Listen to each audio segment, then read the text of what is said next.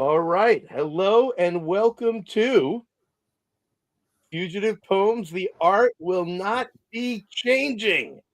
We are so excited to have another episode. This is episode 6 of The Art Will Not Be Changing. And tonight it is me, Christian DiMatteo, co-founder of Fugitive Poems Comics, knocking stuff over on my desk, and the great and powerful Brian Beardsley. And we got some cool stuff to talk about tonight. So come on, make sure that you subscribe to Fugitive Poems on YouTube. Make sure you listen to me cough without hitting the cough button because I'm not a professional. Make sure that you like this video, even if you don't, just, help the propaganda. And we're going to have a good time tonight. So Brian Beardsley is a member of the Comic Jam, which I'm a member of on Medium.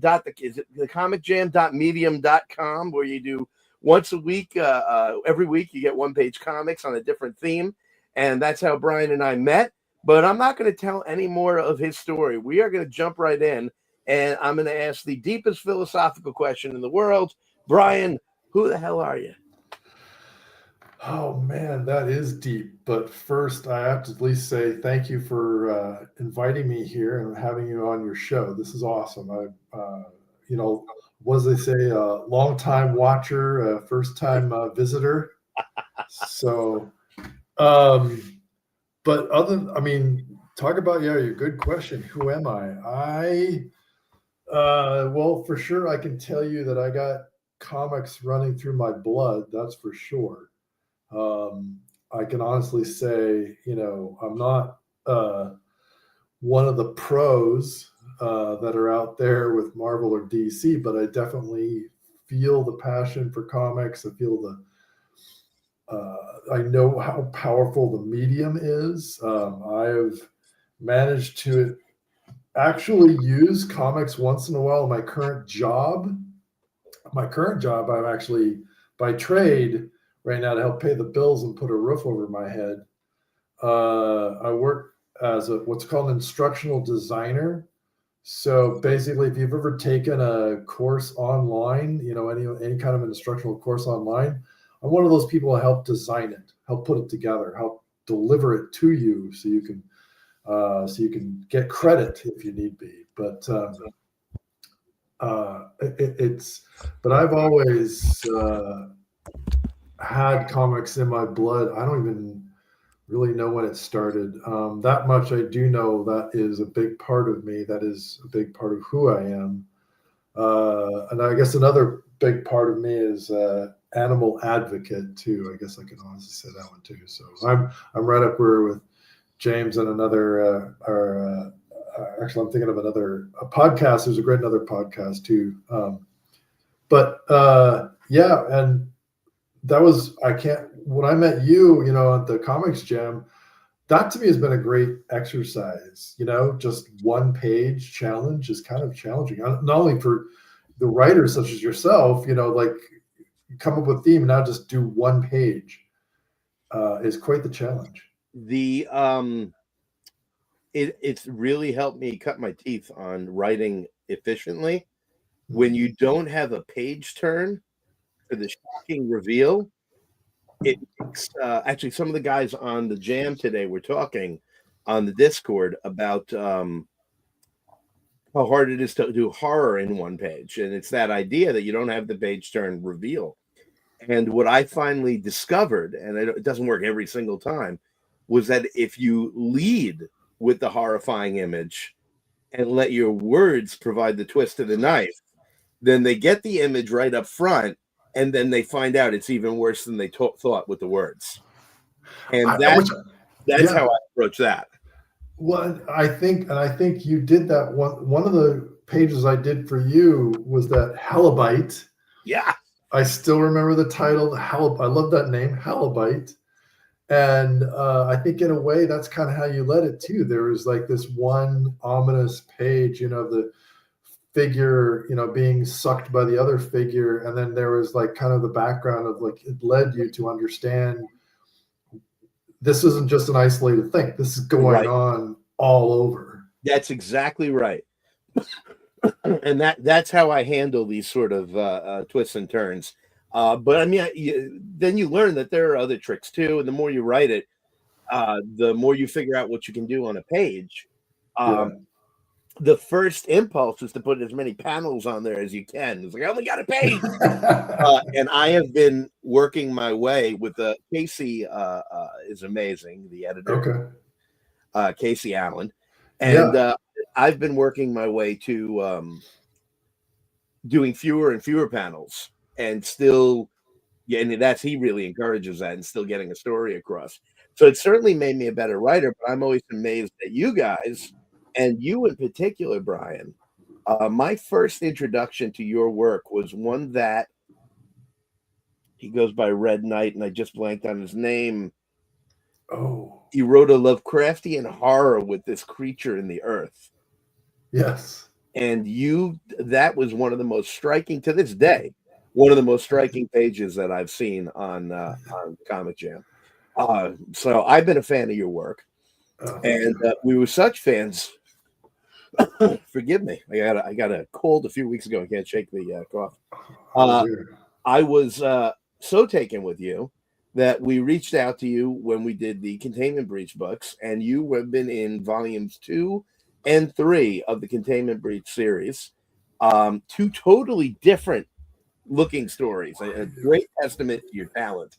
And I've told this story on air before, but Brian showed us, he came on Zoom with me and James one night, and he says, all right, I wanted to show you guys the pencils, the inks before I color. And both of us took one look at it and went, don't color. It's too perfect. It looks too amazing. It'll just muddy it. It's amazing. And then Yes, yeah. on volume 3, you did do color and on that one, and that came out beautiful as well. So I do know that you do have comics running through your blood. And I know that you've told me that you use them at work for some instructional materials. I think that's really cool. Travis Hill has gotten to do some of that as well, who you worked with on Containment Breach too. And Great. Yeah. he's done That some instructional work using comics. matter of fact, when he was working, I believe he's still working with or working on with Sequential Potential Yes. is the company, which I've tried to reach out because I feel the same way. Comics as a medium is incredibly powerful, particularly when it comes to learning and communication, and particularly when it comes to getting complex ideas across. Comics is a great medium for that. And so I was a little jealous he got on there, but at the same time, I was like, awesome. That is great that there's a company that's out there doing it. I've seen their lineup of working with all the great universities. Yeah. And matter of fact, I have read at least one guy in particular. He did his doctoral thesis as a graphic novel. Oh, wow. Yeah, and that was for Harvard Press. So, they don't tend to do a whole lot of those things, but when his argument was solid, it was good. I can't remember the topic exactly because it was pretty complex. It was a multi-dimensional thing. I wish I could remember the title. I know I have the graphic novel somewhere. But I mean, to do something at the university level where it's your doctoral thesis, that's amazing.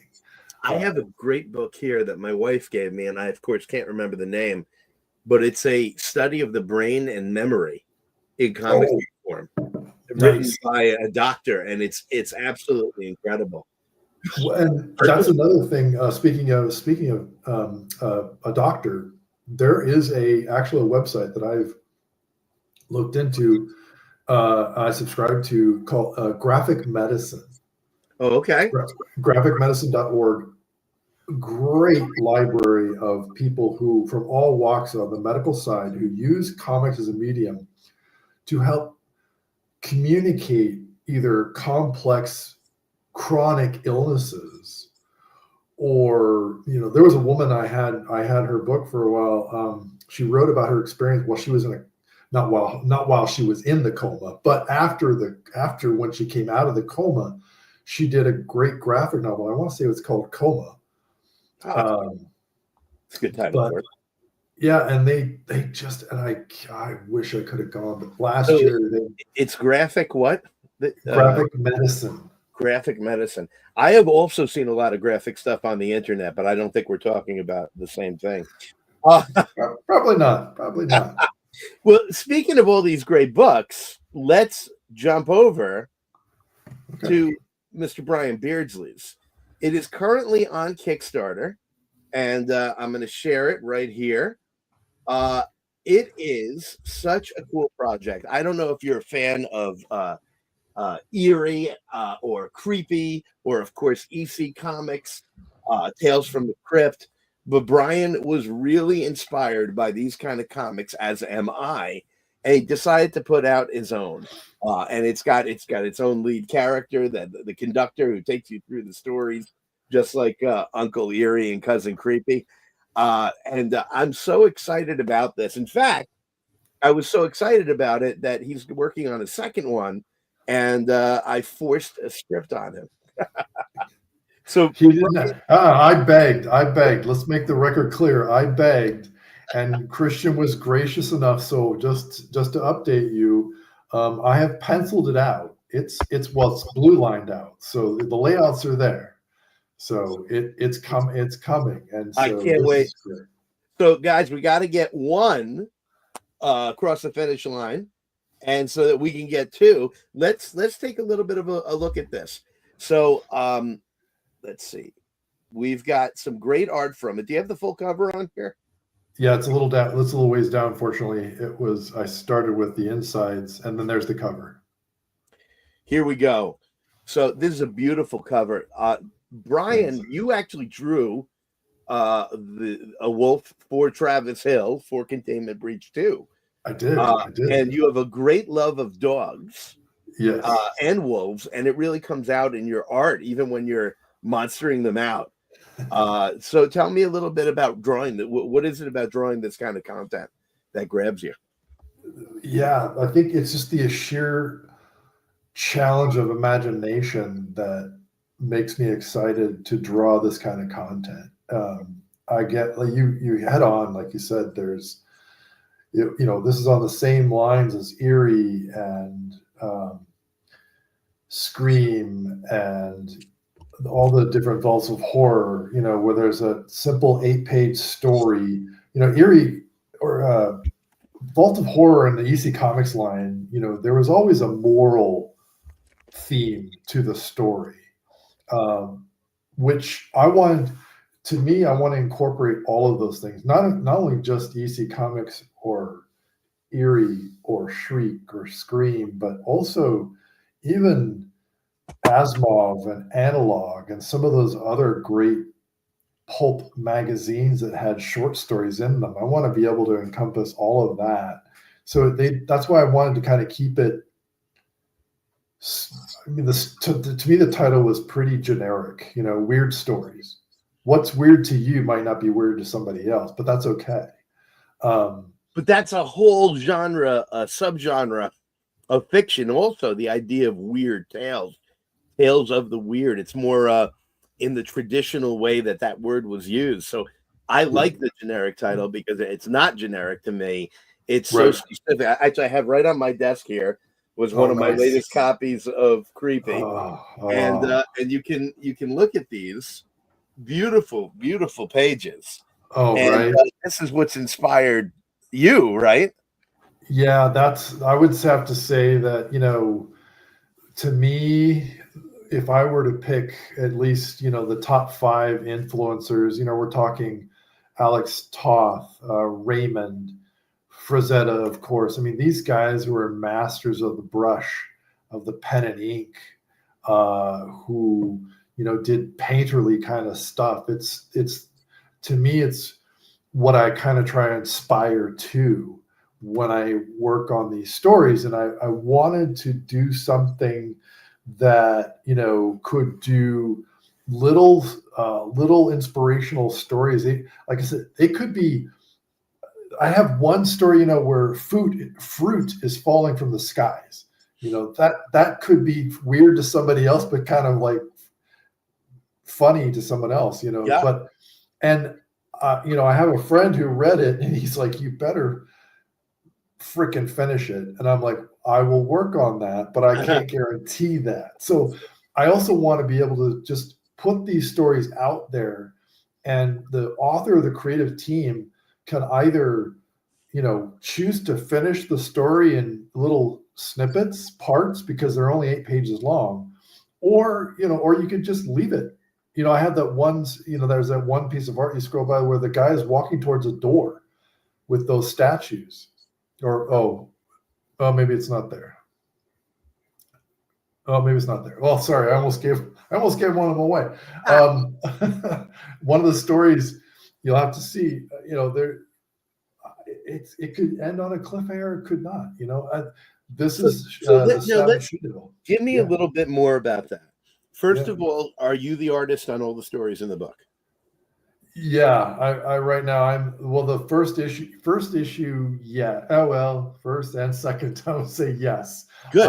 I'm primarily motivating myself and others to keep this going. That's what I want to hear, because your art blows me out of the water. You talk about the painterly art of Frazetta, and I see you totally in that direction, but you've got another gosh, I don't know exactly how to describe it. The way you use your lines gives a three-dimensionality and a grit to the drawings. I mean, That's even awesome. see it right here. I mean, it's not a photorealistic. It's not photorealistic art. It's in your face, creepy and gritty, and I love that. Your line work. You've got some of my favorite line work out of any artist I've ever worked with. And I mean, I'll show another. I love the word gritty that you use. I love that, because that is part of me too. Some of the influences I have, like even Miller. When some of his stuff with Klaus, it was gritty. It was street stuff. I feel, I'm a very tactile person. When I first started dating my wife, we were in a department store, but not when I first started dating her. Early on, when we were dating, she looks at me and we're walking through a department store, and she says, "Why do you do that?" And I looked at her and said, "Why do I do what?" She says, "When you're walking between the clothes, you have your hands out." Oh, right. I've got to touch everything that I see, which has got me in some trouble. But I've got to touch everything that I see. I'm really interested in textiles and even like concrete surfaces. I don't know why but when I look at your work, I feel like I could run my hand over the page and feel the lines. Oh, that is a great compliment. I've never had. That's one of the best compliments I've ever had so far. Because I like that tactile feel that you talk about. I want you to be able to feel not only the figures themselves, or want to touch the figures themselves, but maybe also feel the emotion in the lines, or feel the emotion in just the drawing itself. You had another great compliment too, where you talked about in that story with Travis, there's a panel where I have Odin holding up his son. And you said that the look in his eyes while he's looking at his son, holding him up by his petard, I'm like, okay, this is good. I'm hitting some visceral level with people, and different, just with you or other people who talked about the same way. Is like, I'm tapping into something that I wanted. I'm trying to capture myself, and sometimes I'm either doing it consciously or unconsciously. So that's amazing when you feel that. I'm like, well, okay, I hit something there. That's great. That panel stirred me. I looked at that and it affected me. And I'm looking for that right now. Well, and speaking of which, too, there it is. Okay, yeah. Here, let's that moment. Let me stop share. I forgot to be looking at the comments. We got a bunch of people Here we've got Jack Van Tomey saying Jack. hello.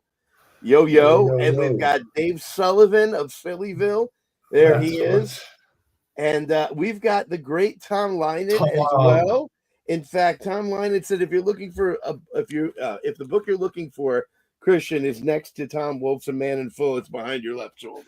Yeah, there it is. There it is. Nice. And Nice. more importantly, Tom Lynott just said, pledged. Oh, thank you, Tom. Pledged. Thank you, And Tom. please, I cannot tell you, I recommend highly that everyone get this book. It's so cool. So let me show. How do I nope, that's not what I want to do. There we go.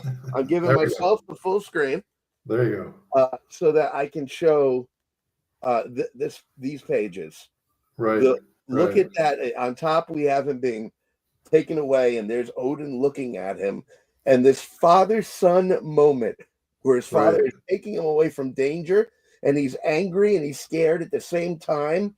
I don't know if it's as a father or if it's just that powerful, which is probably what it is.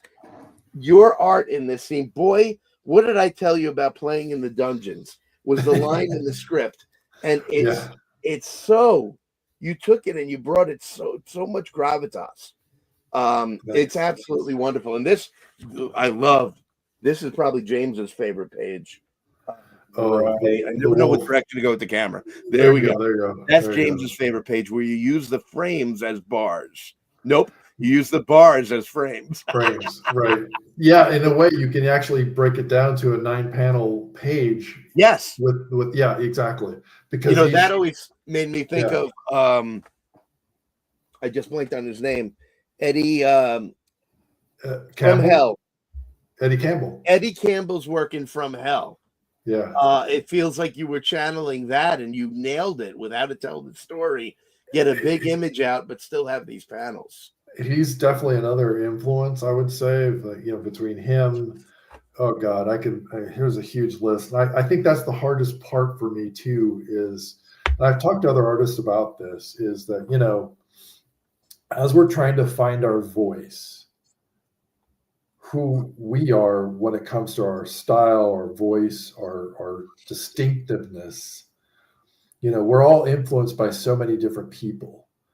And I think one of my faults, and I'll say this, one of my faults is that I tend to bounce around when I need to focus, because there's so many people that I'm just so many artists of work that I'm in love with that I want to focus, that I need to focus. And so. But you have such a distinct style, and you did some great work on a trilogy series that I'm forgetting. I apologize. I'm forgetting the name. It was a transgender story. With Yarn? Yarn, Romy and damn, I'm forgetting the name too. Oh, that was fun. Yeah, so and I want to say Romy and Michelle, but that's not it. That was a Mira Sorvino movie, I think.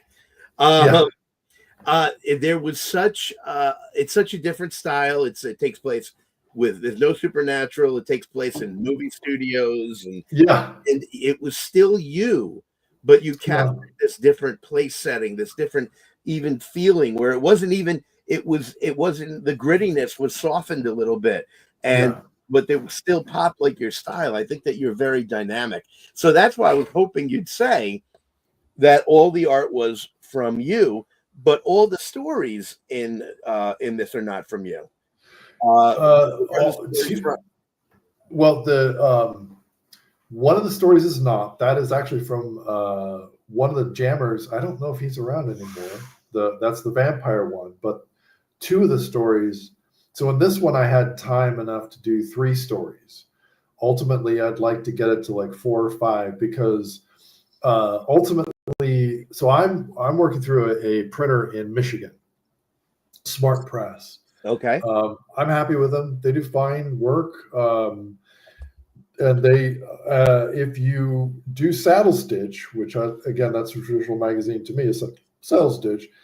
if you go beyond a certain amount of pages, it's no longer saddle stitch. You got to go to perfect. Yeah. You got to go to perfect. Yeah. So I kept it. I figured I would keep it to at least around 4 or 5, but unless there's, this grows, the readership continues to grow, we wind up having to go to perfect bound because they're demanding more stories. Great. That's fine too. But I think in the beginning, I wanted to do traditional saddle stitch. 4 or 5 stories is max before you're going beyond the saddle stitch. You're going to perfect bound. So to get this off the ground, I came up with, I had 3 stories. I already had the one jammer who did the vampire story. That's one. Yep.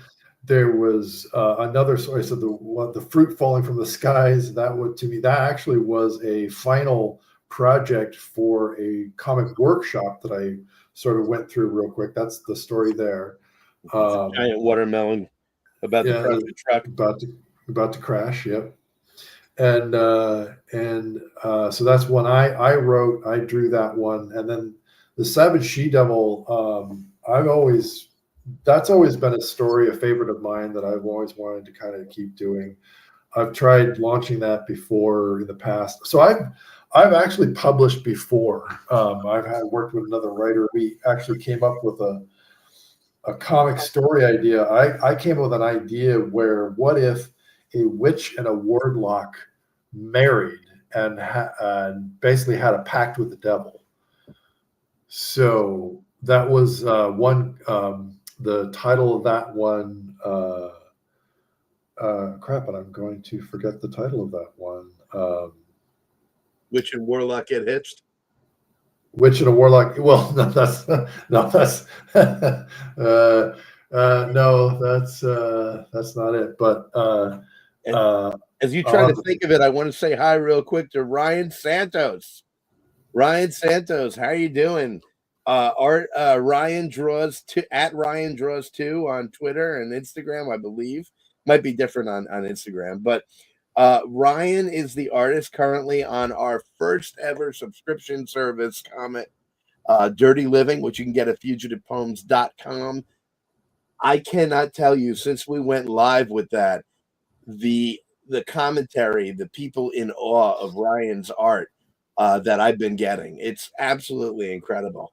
I have to keep pointing out that I'm the editor. Don't forget about me for all the hard work I do in, bullying them while they try and make art. But Ryan is a absolutely incredible artist. He's doing beautiful stuff. So Ryan, I'm so glad you're here. Yeah, same. I just tap danced a little bit. Did you think of the name of the story? I did. The title of the comic was called The Devil's Own. And the couple, their last name was called Hex, Hecks. Okay. And so they were a married couple. They basically kind of worked for the devil, and they were, we had this. We started with a couple. This is over 20 years ago. This is when podcasting was just getting started. So we published through the Kablam. We did the local con here to sell. And then we had to go different directions. We were going different directions. So, but the other fun thing that I've done before with a regular web comic was called Airship Daedalus. Yes. And that was a fun, just a regular traditional old like Sunday comics kind of thing. And that was fun. That was really fun. Well, so let's try something here. You sent me a package. Now, do you mind if I open this live, or is it a wriggling collection of sentient dildos?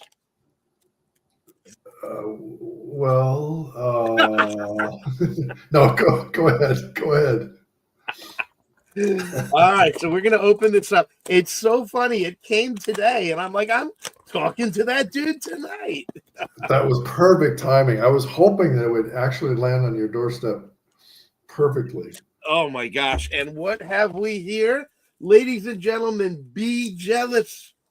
This is what you need to pledge to get right now. I've got my very own copies of You Weird also, Stories. Look at and you actually have some special ones because if you look inside, there'll be a hand-drawn trading card inside there. oh my goodness. So you have to look to see which one you have. I don't know. I don't know which ones I put in there. I just threw them in. Let's see if I get lucky on the first one. This is like when you get the trading cards in the comic store.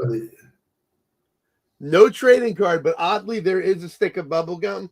I think it's been chewed, however, which I'm not sure how I feel about. I guess it'll make it easier for me. Damn it! So Maybe I'm gonna not take. Let's take a look at this. I'm gonna open up right to the first page, and we have the conductor with this awesome train. So cool. I love it. And he is welcoming us in traditional, creepy, eerie, crypt keeper kind of way. And I love it. I love the image. And holy crap, does this start right off the bat? Yeah.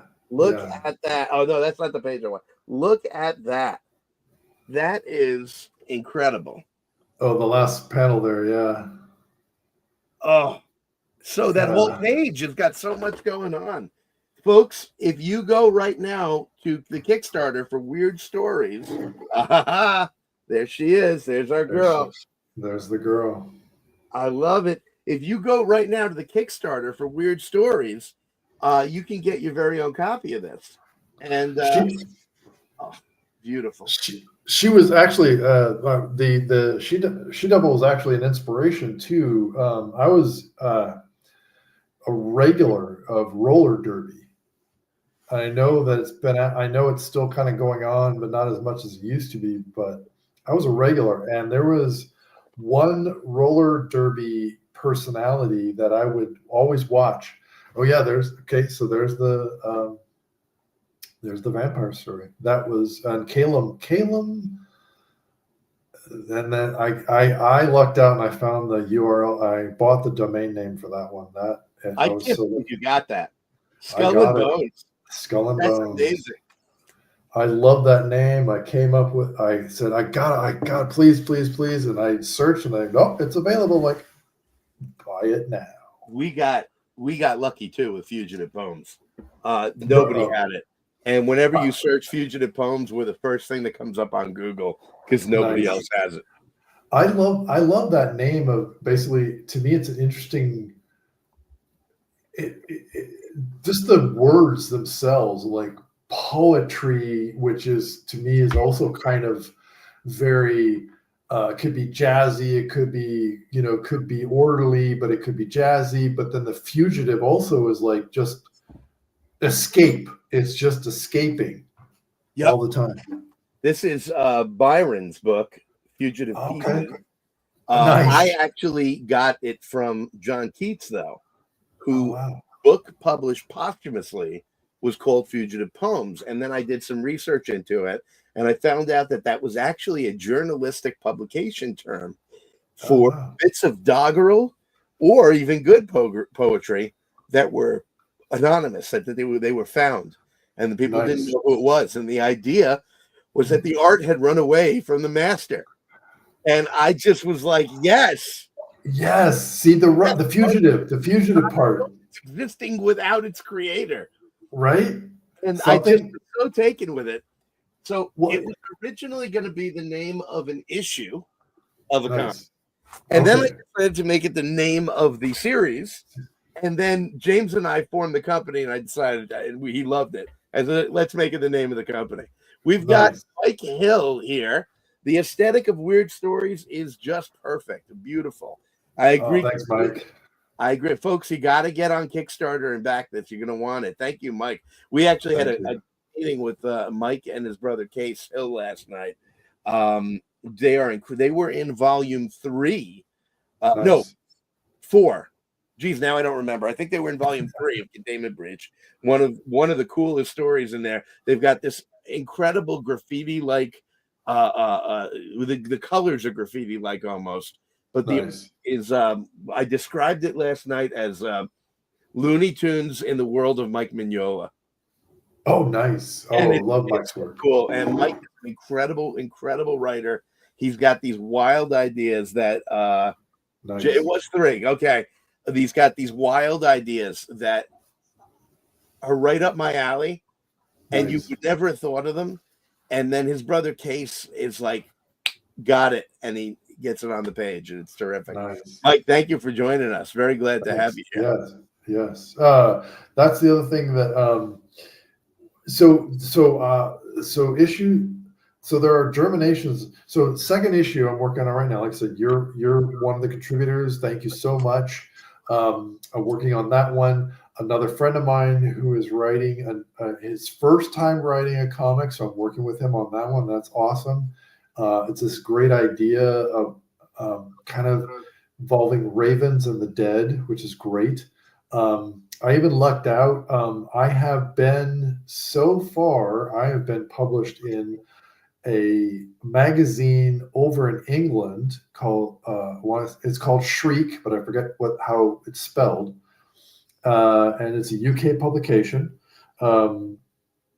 See if you can try and find it. And one of the writers on there, the first time, I forget how I found him. He had this story idea. It was called The House That Jack Built. I drew it for him. Again, we just kept it black and white, which is perfect because I'm a big fan of black and white. He had that got picked up by somebody who wanted to publish it for his magazine. So a shout out to them and their magazine Shriek in the UK. I cannot find it here. There was a magazine called that in '65. Right. Yeah, I forget. I would have to send you. I'll have to try and send you, see if the link and see if I can find it. I'm not sure how he's getting it out. I don't. Yeah, please see if you can. I'd like to I'd like to see that. What's the wildest comic you think in volume 1? Like the one that people are going to be like, "Oh, that's batshit." Oh, that's a good question. I'm torn between either She Devil or the vampire one. Okay. I'm not sure, but yeah, I would love to hear feedback. And that's the other thing I want to hopefully add too is, feedback from people's emails and letters, and, add that letter page into the magazine at some point too. But the second issue, it definitely has a lot more writers contributing. Like I said, the guy I worked for in UK, he contributed a story that's also going to be running in Shriek over in the UK that I did for him. It's a UFO story, which is a great story. And I want to say it's a UFO environmental story in a way. Or not environmental so much as big oil and UFOs. That's the interesting combination. Big oil and UFOs. I like it. That's perfect for the weird stories. Absolutely. Yeah. So we've gotten Tom Lynett has backed your project, and folks, I want to point out that he's got a goal of $500. How I got to remember how to share a screen every time. He's got a goal. Brian's got a goal of $500, and the really cool thing is that the book itself is not expensive. It's gorgeous, and let's take a look. One of the things I like is that your rewards are very, very simple. You'll see my selection right here: Weird Stories Volume 1 physical, and it's only $15. And the digital is horrifyingly only $5. So I can't tell you how much I'm. You look at this. Look at this. This is gorgeous.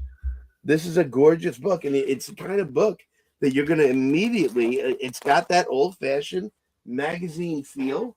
Yeah. I found the trading card. Hey. I knew there was one in there. There it is. I got my Oh, Batman. you got your Batman. There you go. I love it. I love it. There No you stick of go. bubble gum though. Well, I actually honestly tried to look to see if I could find some flat stick bubble gum to include, but that's a whole nother story. Well, I got it. You want to hold this? You want to buy this? $15.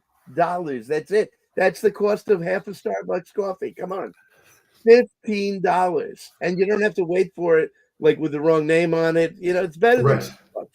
So I'm telling you, this is a gorgeous book. The art is incredible. It's stunning.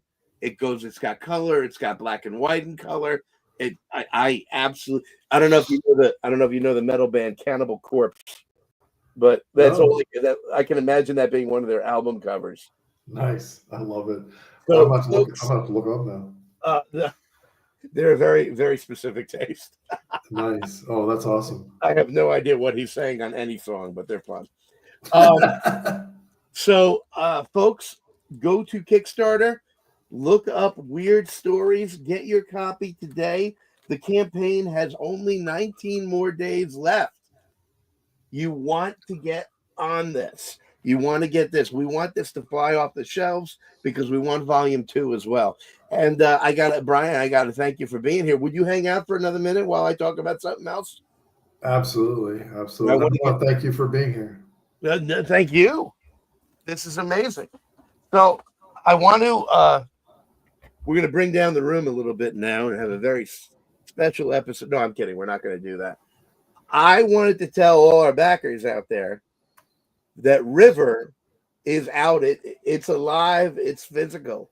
And this is beautiful. I am the writer on this, so I won't praise the amazing writing, but I will praise James Lyne's incredible art in this book.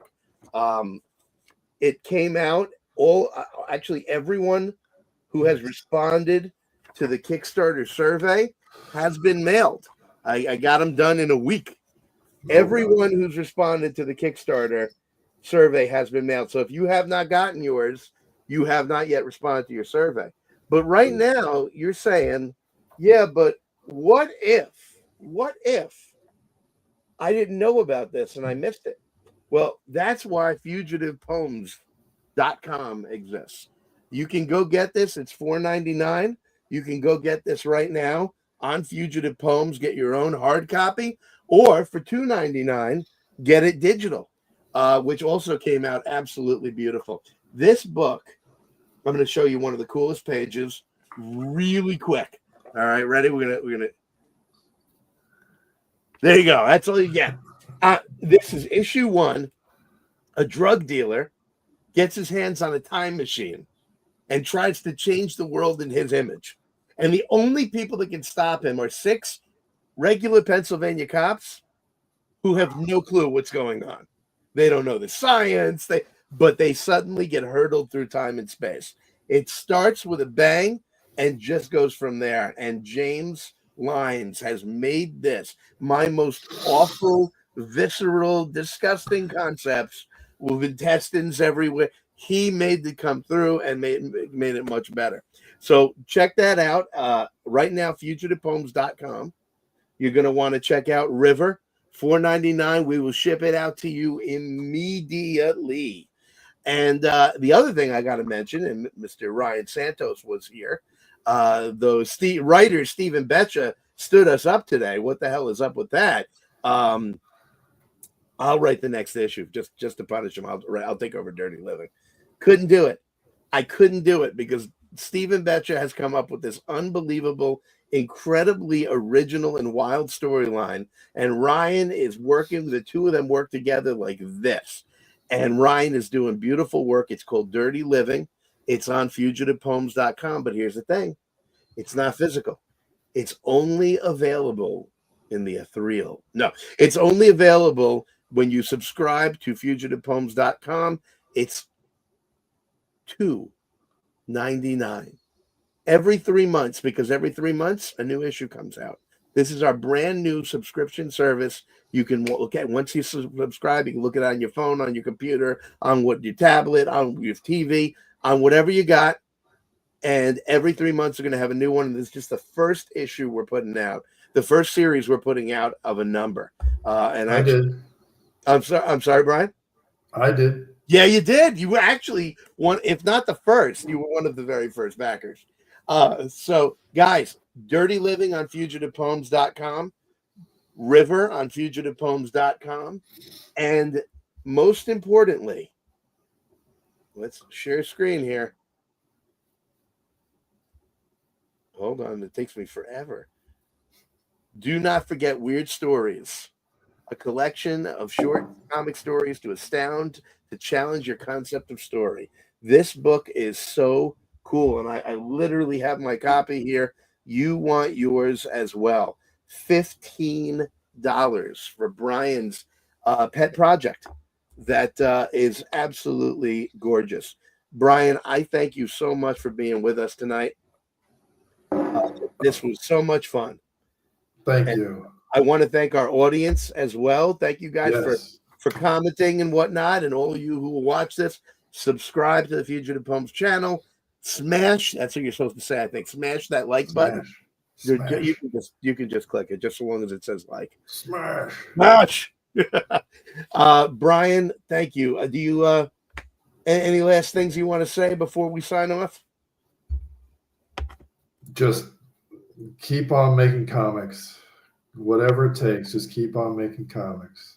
Hear, hear. Absolutely. Thank you, Brian. Thank you, everyone. Thank you. Ladies and gentlemen, this has been episode 6 of The Art Will Not Be Changing, Fugitive Poems Show. And we'll see you on the flip side. Bye-bye.